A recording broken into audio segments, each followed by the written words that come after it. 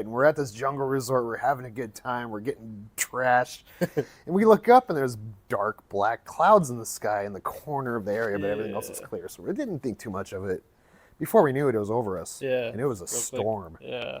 And we had to try to ride back to our Airbnb for 3 hours through this storm. Oh, no.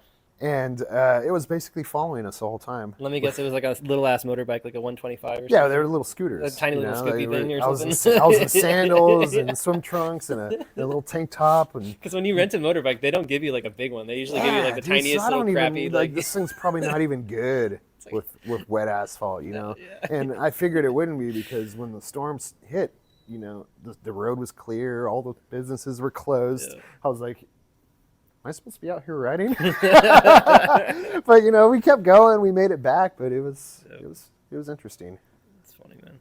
Yeah, I was in Phuket in last October or 2 Octobers ago, 2022, and it was like a honeymoon or whatever. But we stayed at this resort near the airport, and I didn't really realize at the time, but like there's nothing out there besides just the airport, like a tiny little town. And I wanted to get some weed because weed's legal in Thailand, so I went from the hotel.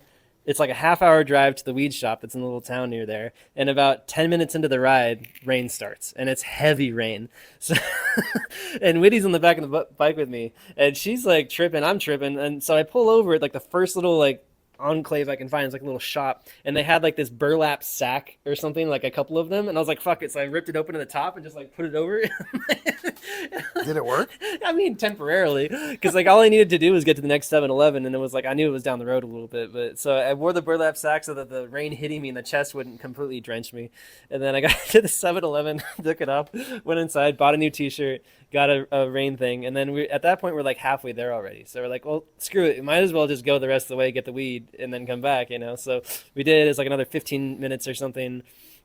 And luckily the store was still open. This is like 9 or 10 at night, and I was like, if this place is closed when we get here, it's gonna suck. So we get there, it's like mom and pop shop, you know, they got a bunch of weed, whatever. We get a bunch of weed, cool. We drive back, it's still raining. We get back, smoke a bunch of weed, super high, and pass out. But that was like the craziest fucking riding motorbike in the rain experience of my life. I bet. Ugh, so stupid. So stupid, man. But whatever.